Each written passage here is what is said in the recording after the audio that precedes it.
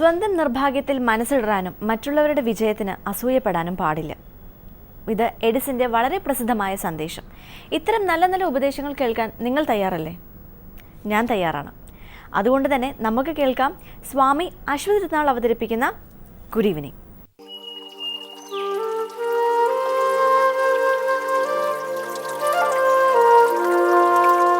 Nobel prize എന്ന് പറയുന്ന അപൂർവമായ ഒരു നേട്ടം കൈവരിച്ച ഒരു സാഹിത്യകാരനാണ് അലക്സാണ്ടർ സോൾഷനിറ്റ്സൺ.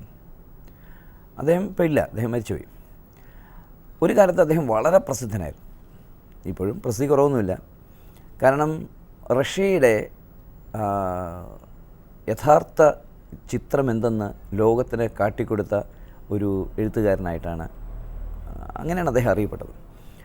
അപ്പോൾ അയൺ കർട്ടൻസിലായിരുന്നല്ലോ റഷ്യ. ഒരു സ്റ്റാലിൻ്റെ കാലത്തിന് ശേഷം അയൺ കർട്ടൻസിലായിരുന്നു. അതായത് അവിടെ എന്ത് നടക്കും, ഇപ്പോൾ ചൈനയിലുള്ളതുപോലെ എന്ത് നടക്കുന്നുവെന്ന് ലോകത്തിന് വ്യക്തമായി അറിയാൻ വയ്യാത്തൊരവസ്ഥ. അപ്പോൾ സ്വാഭാവികമായിട്ടും power corrupts, absolute power corrupts absolutely എന്നുള്ളൊരു സെൻറ്റൻസ് ഉണ്ട്. അധികാരം അത് നമ്മളെ നശിപ്പിക്കും. പൂർണ്ണ അധികാരമാണെങ്കിൽ നമ്മളെ പൂർണ്ണമായിട്ട് നശിപ്പിക്കും. അതുപോലെ സ്റ്റാലിൻ തൊട്ട് കുറച്ച് കാലഘട്ടങ്ങളിൽ അങ്ങനെ ഒരു അനുഭവം റഷ്യൻ ജനതയ്ക്ക് ഉണ്ടായിട്ട് പറയുന്നു. അപ്പോൾ ആ അനുഭവങ്ങളെക്കുറിച്ചാണ് അലക്സാണ്ടർ സോൾസൺ എഴുതിയത്. ഒരുപക്ഷെ അമേരിക്കയും റഷ്യയും തമ്മിലുള്ള ശത്രുതയിൽ അമേരിക്കക്കാർ ഒരുപാട് ഈ അലക്സാണ്ടർ സോൾസൺസിനെ വളരെയധികം ഉയർത്തി കാണിച്ചിരിക്കുകയും ചെയ്യാം.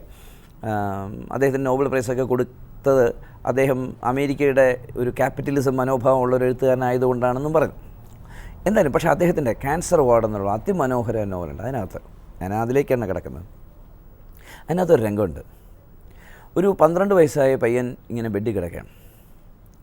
അവൻ്റെ കാല് മുറിച്ച് കളഞ്ഞു, ക്യാൻസറായിട്ട് കാല് മുറിച്ച് കളഞ്ഞു. അപ്പോൾ അവനങ്ങനെ ജീവിതത്തെക്കുറിച്ച് ഇങ്ങനെ ആലോചിച്ച് കിടക്കും. 12 വയസ്സേ ഉള്ളൂ. ഒരു 17 വയസ്സായ ഒരു പെൺകുട്ടി പതുക്കെ വന്നിട്ട് മുറിക്കകത്തേക്ക് എത്തി നോക്കി. അപ്പോൾ അവൻ ഇങ്ങനെ ചിരിച്ചു അവളെ നോക്കി. അവൾ പതുക്കെ അടുത്ത് വന്നിട്ട് ചോദിച്ചു, എന്ത് പറ്റിയെന്ന് ചോദിച്ചു. അപ്പോൾ അവൻ പറഞ്ഞു, ഇങ്ങനെ ക്യാൻസർ വന്നിട്ട് എൻ്റെ ഒരു കാല് മുറിച്ച് കളഞ്ഞു, ഇനി ഞാൻ വികലാംഗനാണ്. അപ്പോൾ അവൾ പതുക്കെ കാല് നോക്കി. എന്നിട്ട് അവനോട് ചോദിച്ചു, നീ എന്തിനു സമ്മതിച്ചു? നിൻ്റെ കാല് മുറിച്ച് കളഞ്ഞ് ഞാൻ എന്തിനാ? അപ്പോൾ അവൻ പറഞ്ഞു, കാല് മുറിച്ചില്ലെങ്കിൽ ക്യാൻസർ ഇങ്ങോട്ട് പടർന്ന് പിടിക്കും. ഡോക്ടേഴ്സ് പറഞ്ഞു കാല് മുറിച്ചാൽ പറ്റുമോ?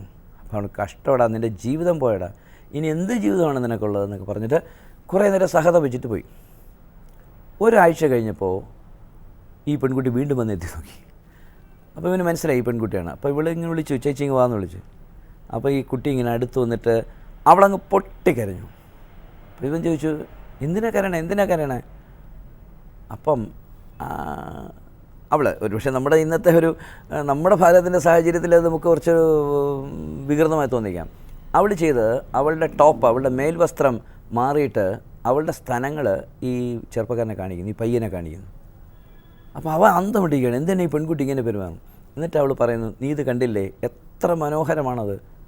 അപ്പോൾ ആ കുട്ടി ചോദിച്ചു, അതിന് നാളെ ഇതിലൊന്ന് ഡോക്ടേഴ്സ് മുറിച്ച് മാറ്റാൻ പോവുകയാണ്, എനിക്ക് ബ്രസ്റ്റ് ക്യാൻസറാണെന്ന് പറഞ്ഞിട്ട് അവൾ പൊട്ടിക്കരയും. ഞാനിനി എങ്ങനെ സ്വിമ്മിംഗ് പൂളിൽ പോവും, ആരെന്നെ സ്നേഹിക്കും, ആരെന്നെ വിവാഹം കഴിയും?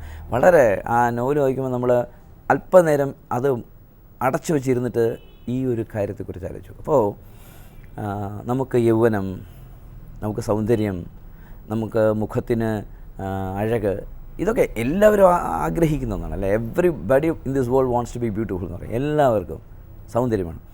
അപ്പോൾ നമ്മൾ യൗവനത്തിൽ ആ സൗന്ദര്യം നിലനിർത്താൻ വേണ്ടി ഒരുപാട് ശ്രമിക്കും, അതിനെ പ്രൊജക്റ്റ് ചെയ്യാൻ വേണ്ടി ശ്രമിക്കും.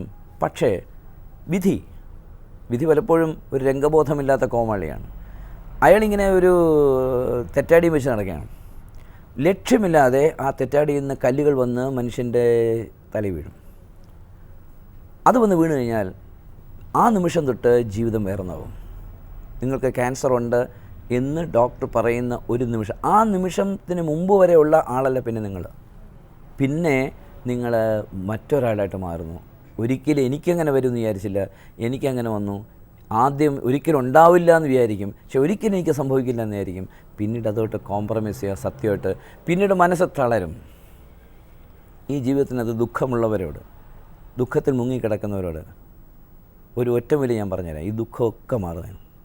കൂടെ ട്രിവാൻഡ്രത്തെ റീജിയണൽ ക്യാൻസർ സെൻറ്ററിലോ അല്ലെങ്കിൽ അമല ക്യാൻസർ സെൻറ്ററിലോ എവിടെയെങ്കിലും ഒന്ന് പോയിട്ട് അവിടെ കിടക്കുന്ന കുട്ടികൾ, കൊച്ചു കുട്ടികൾ തൊട്ട് അവിടെ കിടക്കുന്ന ചെറുപ്പക്കാർ, ആൺകുട്ടികൾ, പെൺകുട്ടികൾ, ഇവരെയൊക്കെ നമ്മളൊന്ന് ചുറ്റിക്കാണണം.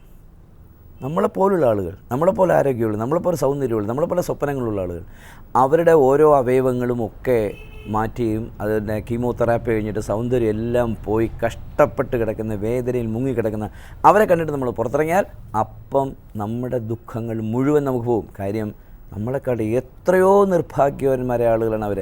നമുക്ക് ഈശ്വരൻ ഇത്രയും ഭാഗ്യങ്ങളൊക്കെ തന്നില്ലേ? അപ്പോൾ ഉള്ള ഭാഗ്യങ്ങളെക്കുറിച്ച്, ഉള്ള ആരോഗ്യത്തെക്കുറിച്ച്, ഉള്ള സൗന്ദര്യത്തെക്കുറിച്ച്, ഉള്ള യൗവനത്തെക്കുറിച്ച് നമുക്ക് ആനന്ദം ആയിരിക്കാം. അറ്റ് ദ സെയിം ടൈം നമുക്ക് പ്രതീക്ഷിക്കണം, നമുക്ക് ജീവിതത്തിനകത്ത് എന്തെങ്കിലുമൊക്കെ ഒരു കല്ല് ഈ തെറ്റാടി വന്ന് കൊണ്ടു കഴിഞ്ഞാൽ പിന്നീട് നമ്മളല്ല എന്ന്. അപ്പോൾ ഉള്ളിടത്തോളം കാലം എത്രയധികം സേവനം മറ്റുള്ളവർക്ക് ചെയ്യാൻ പറ്റുമോ അത്രയും ചെയ്തുകൊണ്ട് ജീവിച്ച ഒരു ജീവനാണെങ്കിൽ എന്തെങ്കിലും വന്നു കഴിഞ്ഞാൽ ഓക്കെ, ഇതെൻ്റെ വിധി, ഞാൻ വളരെ സുന്ദരമായിട്ട് ആ വിധിയിലൂടെ കടന്നു പോകും എന്ന സന്തോഷത്തോടെ കടന്നു പോകും. അങ്ങനെയുള്ള ഒരു മനസ്സ് എല്ലാവർക്കും ലഭിക്കട്ടെ എന്ന ആശംസയോടെ നമുക്ക് ഇന്നത്തെ മനോഹരമായ സായനത്തിലേക്ക് കയറാം. സ്വാമി യേശുനാലി signing off. So it's a great good evening.